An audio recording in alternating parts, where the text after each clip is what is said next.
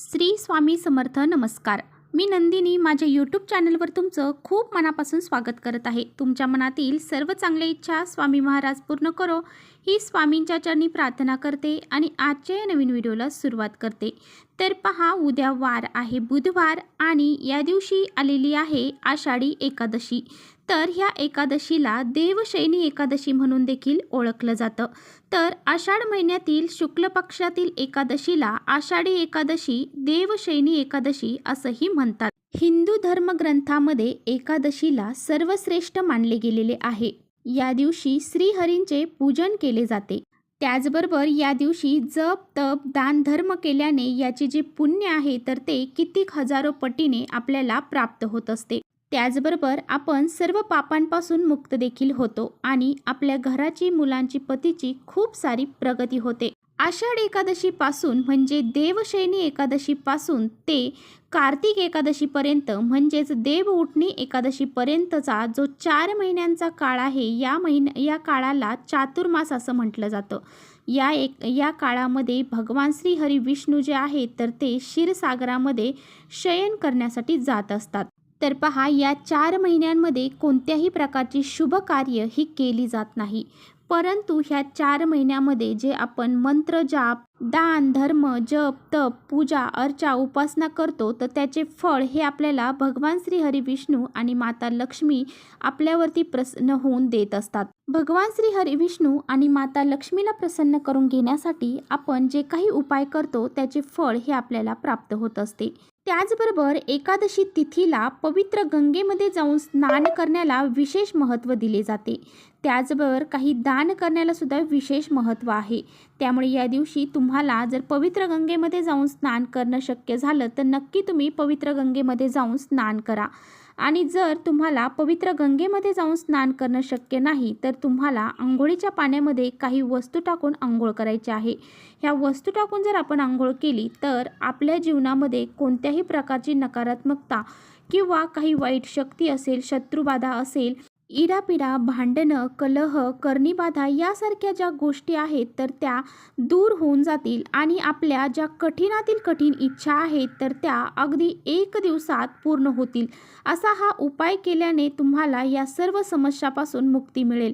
त्यामुळे तुम्ही असा हा एक उपाय नक्की करा. हा उपाय कसा करायचा आहे याबद्दलच आजच्या व्हिडिओमध्ये मी तुम्हाला सांगणार आहे. त्यामुळे तुम्ही कुठेही व्हिडिओ स्किप न करता शेवटपर्यंत नक्की बघा, जेणेकरून तुमच्यापर्यंत योग्य ती माहिती पोहोचेल. आपल्या चॅनलवर जर तुम्ही नवीन असाल तर चॅनलला लगेच सबस्क्राईब करा आणि असेच माहितीपूर्ण व्हिडिओ पाहण्यासाठी बेल आयकॉनलाही प्रेस करा. म्हणजे मी जेव्हा नवीन व्हिडिओ अपलोड करेन त्याचं नोटिफिकेशन सर्वात अगोदर तुम्हाला भेटेल आणि तुम्ही एकही व्हिडिओ मिस करणार नाही. त्याचबरोबर कमेंट्समध्ये ओम नमो भगवते वासुदेवाय नमः हे लिहायला देखील विसरू नका आणि आपल्या मित्रपरिवारांसोबत व्हिडिओ शेअर करायला देखील विसरू नका. तर पहा, प्रत्येकालाच पवित्र गंगेमध्ये जाऊन स्नान करणं शक्य होत नाही. परंतु ज्यांना शक्य होईल त्यांनी पवित्र गंगेमध्ये जाऊन स्नान नक्की करावं. ज्यांना शक्य नाही त्यांनी काही वस्तू टाकून आंघोळीच्या पाण्यात जर आंघोळ केली तर पवित्र गंगेमध्ये स्नान केल्या इतके पुण्य हे आपल्याला प्राप्त होत असते. तर पहा, जर तुम्हाला काही दोष असतील, सतत तुम्ही आजारी पडत असाल, तुमचं कोणतंही महत्त्वाचं काम हे पूर्ण होत नसेल, तुम्हाला सतत अपयश येत असेल, तसेच तुमच्या आयुष्यामध्ये ज्या काही अडचणी आहेत त्या संपतच नसतील, काही नकारात्मकता असेल, तुम्हाला कोणी काही दोष लावलेले असतील किंवा तुमच्या कुंडलीमधले ग्रह दोष जे आहेत तर ते कमकुवत असतील, तर तुम्हाला प्रत्येक कामामध्ये अपयश येत असेल, सतत तुमच्या घरामध्ये दारिद्र्य आणि गरिबी असेल तर ही दूर करण्यासाठी आणि आपली इच्छित मनोकामना पूर्ण होण्यासाठी आपल्याला हा उपाय करायचा आहे. आता बघा, तुम्हाला काय करायचं आहे तर तुम्हाला उद्या एकादशी आहे तर एकादशीच्या दिवशी तुम्ही लवकर उठण्याचा प्रयत्न करायचा आहे. आषाढी एकादशीच्या दिवशी सकाळी लवकर उठल्याने भगवान श्री हरी विष्णूंचा आशीर्वाद आपल्याला प्राप्त होतो. म्हणून तुम्हाला उद्या सकाळी लवकर ब्रह्ममुहूर्तावरच तुम्हाला उठायचं आहे. उठल्यानंतर तुम्हाला आंघोळीचं पाणी काढायचं आहे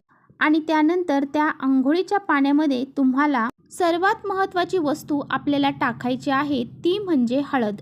एकादशी तिथीला पिवळ्या वस्तूंना विशेष महत्त्व दिलं जातं. भगवान विष्णूंना हळदीचा टिळक हा अतिशय प्रिय आहे, म्हणून आपल्याला अंघोळीच्या पाण्यामध्ये हळद ही टाकायची आहे. आणि जर आपण अंघोळीच्या पाण्यामध्ये हळद टाकली तर आपल्या कुंडलीमधला गुरुग्रह हा मजबूत होतो आणि आपल्या जीवनामध्ये येणाऱ्या ज्या अडचणी आहेत तर त्या दूर होतात आणि व्यक्तीच्या मनोकामना देखील पूर्ण होतात. आणि म्हणूनच आपल्याला थोडीशी हळद ही अंघोळीच्या पाण्यामध्ये टाकायची आहे.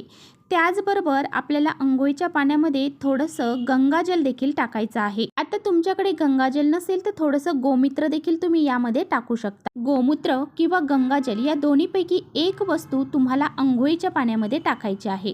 आता पहा, जर तुमच्या घराच्या जवळ पिंपळ वृक्षाचं झाड असेल तर तुम्हाला त्या पिंपळाचं एक पान अंघोळीच्या पाण्यात टाकायचं आहे. परंतु हे पिंपळाचं एक पान आपल्याला उद्या म्हणजे आषाढी एकादशीच्या दिवशी तोडायचं नाही. त्या झाडाखाली पडलेलं एखादं पान असेल ते तुम्हाला घेऊन यायचं आहे.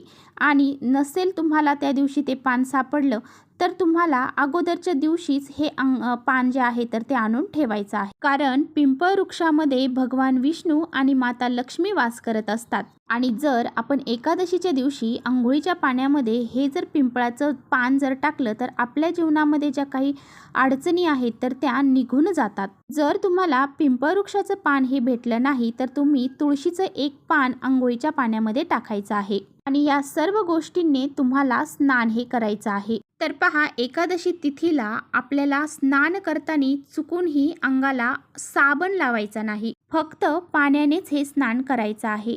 बरेच जण स्नान करताना ह्या चुका ज्या आहेत तर त्या करतात. अंघोळ करताना कुणी डायरेक्ट डोक्यावर पाणी घेतं, कुणी डायरेक्ट गुडघ्यावर पाणी घेतं. तर असं न करता आपल्याला अंघोळ करताना सर्वात पहिला मग भरून उजव्या खांद्यावरती आपल्याला टाकायचं आहे. ओम नमो भगवते वासुदेवाय नमः या मंत्राचा जप करत आपल्याला अंघोळ ही करायची आहे. त्यानंतर दुसरा मग भरून घेऊन डाव्या खांद्यावरती आपल्याला अंघोळ करायची आहे. त्यानंतर डोक्यावरती आपल्याला तिसरा मग घालायचा आहे. अशा पद्धतीने आपल्याला जर आपण अंघोळ केली तर आपल्याला अंघोळीचे कोणतेही दोष हे लागत नाही. आता स्नान करून झाल्यानंतर तुम्हाला पिवळे वस्त्र अवश्य परिधान करायचं आहे. आणि भगवान विष्णूंवरती तुम्हाला पंचामृताने किंवा शुद्ध पाण्याने अभिषेक हा करायचा आहे. त्यांना पिवळी फुलं, पिवळा नैवेद्य तुम्हाला अर्पण करायचं आहे. धूप दीप दाखवून अक्षदा, गंध, टिळा, हळदीचा टिळा अवश्य तुम्हाला या दिवशी भगवान श्री हरिविष्णूंना लावायचा आहे. त्याचबरोबर पिवळं चंदन असेल तर त्या पिवळ्या चंदनाचा टिळा देखील तुम्हाला लावायचा आहे. या दिवशी थोडीशी हळद लावून तुळशीपत्र जर आपण भगवान श्री हरिविष्णूंना अर्पण केलं तर आपल्याला आपल्या ज्या काही मनोकामना आहेत तर त्या अवश्य पूर्ण होतात. जेव्हा आपण तुळशीपत्र अर्पण करणार आहात तेव्हा तुम्हाला तुमची इच्छा जी आहे तर ती अवश्य तुम्हाला बोलायची आहे आणि नंतर हे तुळशीपत्र अर्पण करायचं आहे. आणि पहा, लहानातील लहान मुलांपासून ते मोठ्यांपर्यंत सर्वांनी आषाढी एकादशीचं व्रत हे करायचं आहे. हे व्रत केल्याने सर्व एकादशींचं पुण्य हे आपल्याला प्राप्त होतं. तर चला, इथेच थांबवते माझा व्हिडिओ आवडला असेल तर नक्की लाईक करा. चॅनलवर नवीन असाल तर चॅनलला सबस्क्राईब करा. परत भेटूया अशाच छानशा व्हिडिओसोबत. तोपर्यंत श्री स्वामी समर्थ.